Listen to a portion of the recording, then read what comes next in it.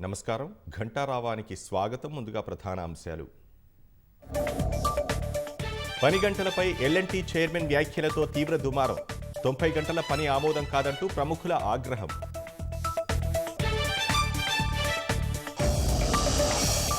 కేంద్రం ఢిల్లీని నేర రాజధానిగా మార్చిందన్న కేజ్రీవాల్. హింసలతో మహిళలు బయటకెళ్లాలంటేనే భయపడుతున్నారని వ్యాఖ్య.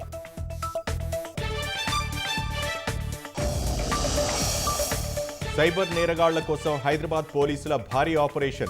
328 కేసుల్లో ప్రమేయం ఉన్న 23 మంది నిందితుల అరెస్ట్. సంక్రాంతి పండగకి సొంతూళ్లకు వెళ్తున్న ప్రజలు. ప్రయాణికులతో కిటకిటలాడుతున్న ప్రయాణ ప్రాంగణాలు.